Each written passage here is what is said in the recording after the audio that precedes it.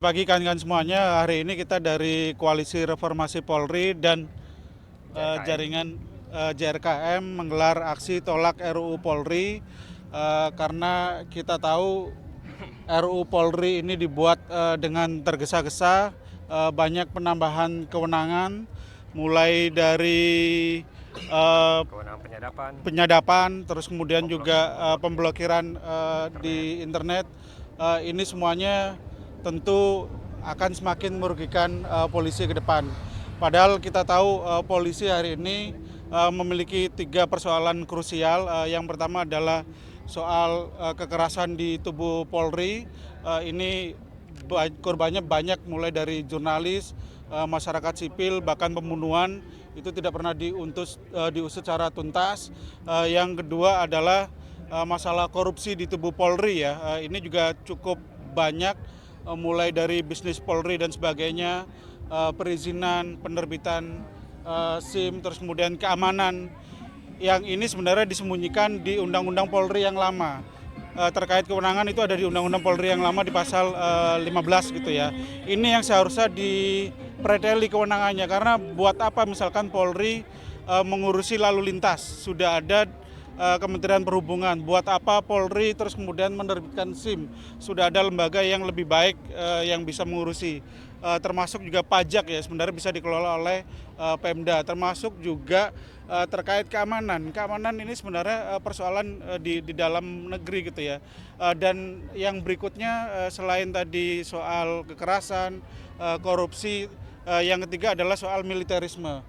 Polisi ini tahun 98 ketika era reformasi kita pisahkan dari TNI dengan harapan Polri lebih manusiawi. Tapi kawan-kawan bisa lihat hari ini yang paling militer di tubuh Polri apa? Brimob. Dari mulai senjatanya, pakaiannya, kelakuannya itu sangat militer. Jadi buat apa kita pisahkan polisi dari TNI, terus kemudian dia justru menjadi lebih militer gitu ya, banyak melakukan kekerasan.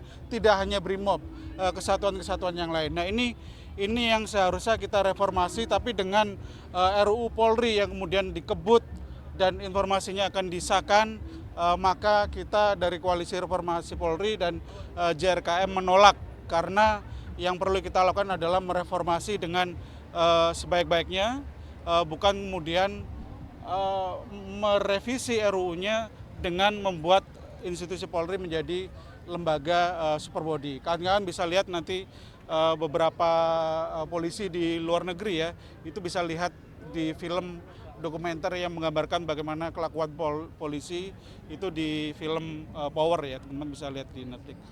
Ada yang mau nambahkan, silakan. Barani, silakan. Iya, kalau dari saya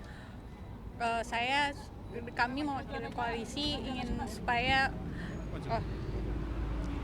DPR dan Presiden untuk segera menghentikan proses pembahasan RUU ini, karena di masa transisi ini seharusnya DPR bisa menyelesaikan PR-PR lamanya yang belum selesai, Undang-Undang PPRT, Undang-Undang Masyarakat Adat yang selama ini pembahasannya tertinggal, padahal kedua undang-undang itu sangat-sangat didorong oleh masyarakat sipil, sedangkan Undang-Undang Polri ini masih banyak penolakan, masih banyak kritikan secara substansi, juga tidak menggambarkan agenda reformasi di institusi kepolisian, seperti itu.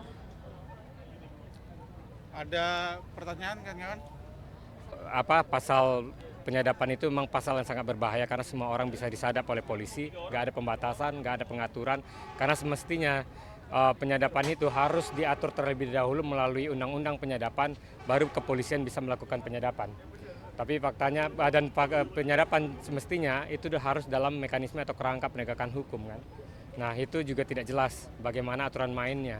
Dalam hal apapun, selama mereka mengaku atau merasa itu adalah tugas kepolisian, mereka akan bisa menyadap. Yang kedua, melakukan pemblokiran internet, melakukan pembatasan akses internet, dan juga melakukan tindakan-tindakan pengawasan di dalam internet. Nah itu dilakukan oleh kepolisian. Selama ini menjadi wewenang Kominfo, selama ini menjadi wewenang lembaga cyber seperti BSSN. Tapi kemudian itu kewenangan-kewenangan itu direbut dan kita sepertinya tidak Sepertinya teman-teman Kominfo, BSSN juga tidak menyadari kewenangannya bakal dirampas begitu saja dalam RUU Polri ini. Yang kemudian ada wewenang-wewenang lain seperti polisi melakukan pembinaan hukum. Sebetulnya polisi tidak melakukan pembinaan hukum, tapi dibina oleh hukum itu sendiri selaku aparat, karena dia adalah sebagai institusi penegak hukum yang harusnya menegakkan hukum saja, bukan membina hukum. Itu dilakukan oleh BPHN atau Kementerian Hukum dan HAM, yang kemudian juga direbut oleh kepolisian, dirampas melalui RUU Polri ini. Dan teman-teman di Kementerian Hukum dan HAM tidak menyadari hal itu. Nah, kemudian wewenang-wewenang soal penyidikan juga akan kemudian terpusat dan didominasi atau direbut oleh kepolisian semuanya, berdasarkan basisnya adalah soal koordinasi. Jadi koordinasi koordinasi mengenai penyidikan semua konteks penyidik dan penyidikan itu harus berdasarkan koordinasi dari kepolisian. Nah, jadi banyak lembaga-lembaga seperti KLHK ada atau penyidik seperti KPK khususnya ya. Nah, itu juga bakal semua terpusat dan terkoordinasi dengan polisi. Yang kemudian akan menjadi lembaga super body investigator juga. Jadi soal kewenangan penyelidikan itu juga bakal terpusat kepada kepolisian, register pemberkasan juga akan melapor ke mereka gitu kan. Dan seperti kewenangannya bahkan penyelidik lain seperti jadi seperti Komnas HAM jangan merasa mereka tidak direbut oleh wewenangnya karena ada Undang-Undang 39 tahun 99, tapi polisi di dalam situ akan merasa terpusat, mereka akan menjadi leg spesialis. Dan seperti penyelidik lain seperti KLHK, penyelidik lain seperti lembaga-lembaga PPNS yang ada di Bea Cukai atau Kementerian Keuangan itu juga bakal direbut oleh kepolisian. Terus ada tugas-tugas lain yang konyol yang diberikan kepada polisi, seperti untuk menyelenggarakan Smart City, kota pintar. Apa urusannya polisi menyelenggarakan Smart Pintar? Mereka adalah kuli atau mereka adalah institusi yang terdiri dari kuli-kuli untuk menyelenggarakan kota pintar begitu. Artinya kan ini ada institusi profesional kuli yang harus menyelenggarakan itu, atau yang menyelenggarakan pembangunan seperti pemerintah gitu. Pemerintah kan tukang gitu. Pemerintah daerah, dan pemerintah daerah ini akan bekerja sama dengan polisi dalam hal itu.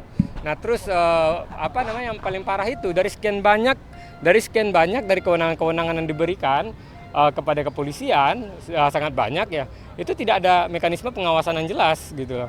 Dan tidak ada diatur seperti Kompolnas. Kompolnas itu kan sebetulnya bukan pengawas di kepolisian. Mereka itu hanya melaporkan kepada presiden, memberikan rekomendasi. Nah, harusnya ada institusi eksternal yang harus diperkuat, dan penguatan internal juga harus diperkuat. Seperti Propam juga tidak jelas pengaturannya sampai saat sekarang. Itu bagaimana mereka bisa mengawasi dengan baik kepolisian gitu kan. Kalau seandainya pengen melakukan perbaikan terhadap Polri, harusnya pertama perkuat perspektif hak asasi manusia dalam RUU Polri. Yang kedua, perkuat mekanisme pengawasannya. Yang ketiga, batasi kewenangan-kewenangan polisi. Ini diberikan kewenangan besar, tapi mereka nggak memperbaiki dirinya. Apa jadinya polisi kalau seandainya diberikan wewenang yang besar tanpa dievaluasi, tanpa rekrutmennya diperbaiki, tanpa dievaluasi mekanisme pengawasan internal dan eksternalnya, itu kan menjadikan Polri makin berbahaya. Dan yang paling parah adalah polisi bisa menjadi alat politik kekuasaan. Jadi polisi akan dijadikan alat untuk melanggengkan kepentingan kekuasaan. Itu yang paling berbahaya. Dan itu tidak akan jauh berbeda atau bahkan jauh lebih gawat dan mengerikan ketimbang Orde Baru. Seperti Afif ini, semua akan menjadi Afif. Sangat relate nih dengan kemungkinan terjadinya kasus-kasus seperti Afif. Ya, soal pengawasan kepolisian, pengawasan harusnya kan harus diatur dulu di dalam KUHAP ya, mekanisme pengawasannya, pengawasan oleh pengadilan, memastikan penetapan tersangkanya itu benar atau enggak gitu loh. Tapi kan di kasus Afif itu polisi gampang aja nangkap orang suka-suka, di tengah malam ada orang berkendara tiba-tiba bisa ditangkap, ditendang, kemudian diseret, dimasukin ke kantor polsek, ke kantor polres, kemudian diapain suka-suka mereka. Mereka dibesarkan dengan baik dengan tangis dan darah orang tuanya, kemudian tiba-tiba gampang saja dihabisi nyawanya, disiksa, disundut rokok, dipukuli, dihabisi. Saya nggak mengerti kenapa bisa begitu negara kita ya, suka-suka gitu. Tapi intinya soal pengawasan dan kemudian pengawasan soal polisi-polisi ini harusnya ada mekanisme Kompolnas bisa langsung kalau seandainya tindakan-tindakan tertentu seperti menghilangkannya orang, kekerasan itu harusnya berlaku soal penindakan yang tegas, harus ada aturan main yang tegas terhadap aturan tertentu seperti penyiksaan juga nggak ada gitu loh. Jadi ada yang sifatnya di dalam RUU Polri ini dibatasi, mereka nggak lagi, kalau bisa mereka nggak lagi melakukan dalih-dalih pengamanan ketertiban untuk umum. Kepolisian kenapa nggak boleh kepolisian seperti kejaksaan untuk melakukan penegakan hukum saja gitu loh. Kalau menurut kami, kalau seandainya polisi pengen diperbaiki, nah artinya kalau seandainya mau sejauh itu, kami juga nggak bisa polisi suka-suka atas nama ketertiban dan keamanan kemudian bisa melakukan tindakan suka-suka terhadap orang siapapun di jalan. Dan kemudian tidak dihukum gitu, diberi sanksi etik doang seperti yang disampaikan oleh Kompolnas dan teman-teman di Kompolnas beberapa waktu lalu. Gitu. Artinya kan nggak jelas aturan main soal penghukuman yang tegas terhadap polisi pembunuh atau polisi penyiksa anak gitu. Ini lebih terkait yang kayak pasal 16B itu bukan sih Bang yang perluasan Intelkam untuk melakukan pelaksanaan Intelkam itu soal penggalangan intelijen yang paling berbahaya. Penggalangan intelijen, bayangkan BIN semua terpusat ke Polri, BAIS juga akan terpusat ke Polri, terus badan intelijen yang ada di Kejaksaan, di KPK, badan-badan lain yang memiliki fungsi intelijen, semua akan terpusat ke Polri. Jadi Polri ini akan menjadi super body intelijen juga gitu. Bayangkan kalau seandainya dia super body dalam kewenangan atau fungsi-fungsi semua hal gitu loh.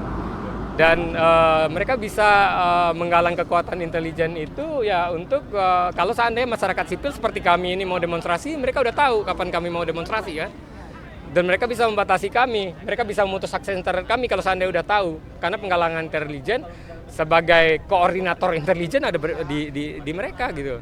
Itu sih. Ini terhadap isu kepolisian membuktikan bahwa polisi adalah pelaku atau maladministrasi dan perbuatan-perbuatan korup lainnya. Betul ya kawan-kawan? Tolak Ya, tolak RUU sekarang juga. RUU yang kemungkinan akan